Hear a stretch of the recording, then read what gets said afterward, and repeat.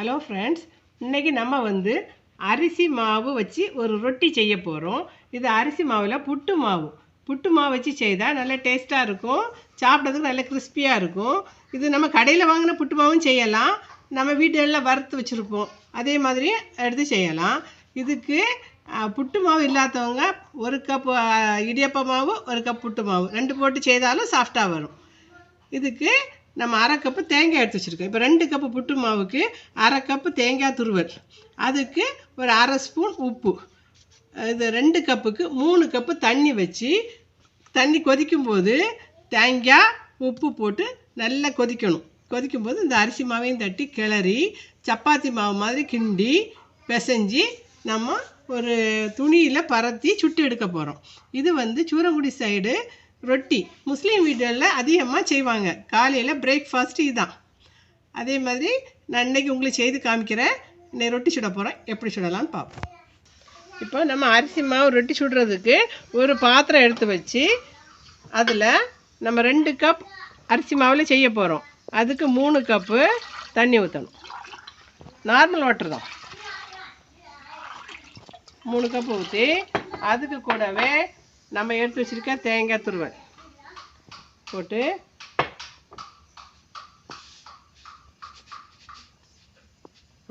ஒரு 3/4 டீஸ்பூன் உப்பும் போட்டு மிக்ஸ் பண்ணி தண்ணி நல்லா கொதிக்கட்டும்.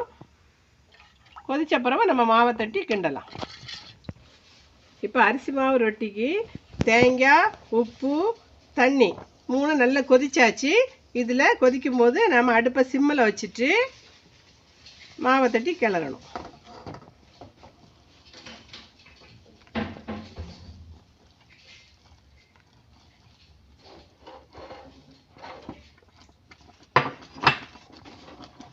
இப்படி கிளறி வரும்போது இப்படி திக்காக வரணும். இப்படி கரெக்டாக இது கரெக்டு கன்சிஸ்டன்சி. 2 கப்பு மாவுக்கு 3 கப்பு தண்ணி. அப்படி கட்டி இதை ஆறின பிறகு இதை சப்பாத்தி மாதிரி பிசைஞ்சு பரத்தி சுட்டு எடுக்கணும். அது எப்படின்னு காமிக்கிறேன். இந்த அரிசி மாவு ரொட்டி இப்போ மாவு ரெடி ஆகிடுச்சு. நம்ம கிண்டி எடுத்த அரிசி மாவை ஒரு பவுலுக்கு மாற்றணும். மாற்றி ஆற வச்சு நம்ம பிசைஞ்சு ரொட்டி பரத்தலாம். இப்போ நம்ம இந்த மாவை கொஞ்சம் ஆறின பிறகு தண்ணி தொட்டு பிசையணும்.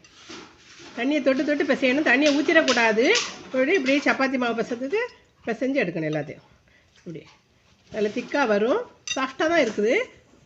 எல்லாத்தையும் ரவுண்டாக இப்படி நல்லா பிசைஞ்சு கட்டியாக எடுத்துக்கணும். இப்போ நம்ம விரவி வச்ச மாவை இப்படி பரத்துறதுக்கு வசதியாட்டு பாலாக இப்படி தேவைக்கு தக்கன இப்படி உருட்டி வச்சுக்கணும் மாவை. இப்போ நம்ம இந்த ரொட்டியை அரிசி மாவு ரொட்டி பரத்துறதுக்கு ரவுண்ட் ஷேப் வேணும். அதுக்கு நான் ஒரு குழி உள்ள அலுமினியம் மூடி எடுத்திருக்கேன். இதே மாதிரி டின் மூடியிலையும் கூட இப்படி குழிவாக இருந்தால் எடுத்து செய்யலாம். ஊரில் சப்பாத்தி பலகையில் இப்படி ரவுண்டாக குழி போட்டு வச்சுருப்பாங்க. அது ட்ரெடிஷ்னலாக எல்லார் வீட்லேயும் இருக்கும். அதில் தான் ஒரு துணியை இப்படி ஈரமாக்கிட்டு நனைச்சி அதில் போட்டு நம்ம பாலை நல்லா ஸ்மூத்தாக உருட்டிக்கிட்டு இதில் வச்சு தண்ணியை தொட்டு நல்ல விரல் வச்சு அப்படியே பரத்துவாங்க. விரல் வச்சு இப்படி நசுக்கி அப்படி பரத்துனா கரெக்டாக அழகாக பறந்து வரும். இது ஸ்மூத்தாக ஃபுல்லாக பரத்தி ரவுண்ட் ஷேப்பில் எடுப்பாங்க.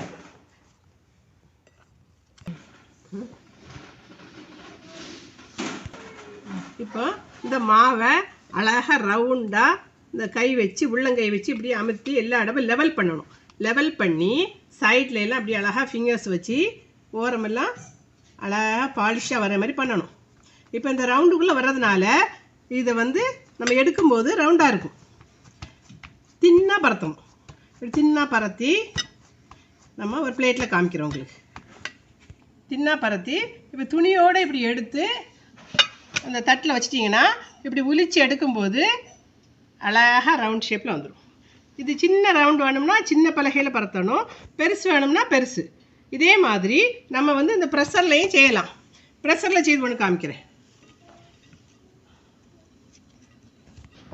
இப்போ உள்ளவங்க எல்லாம் கையால் தட்டுறதுக்கு ரொம்ப வலிக்குது, தட்ட முடியல, இது கொஞ்சம் நல்ல ப்ராக்டிஸ் இருந்தால் ஈஸியாக வரும், முடியலன்னு சொல்கிறாங்க.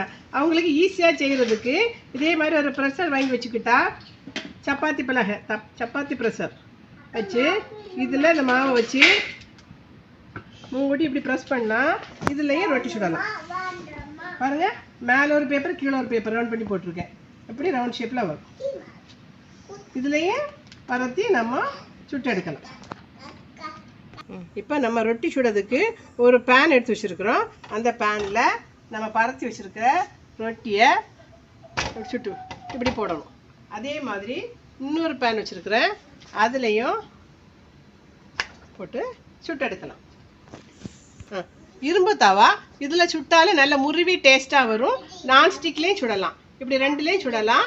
இது கொஞ்சம் சுடுறதுக்கு கொஞ்சம் நேரம் ஆகும். நம்ம சப்பாத்தி மாதிரி சீக்கிரமாக சுட முடியாது, ஒரு நிமிஷம் ஆகும். ஒரு ரொட்டி வேவதுக்கு ஒரு நிமிஷம் ஆகும்.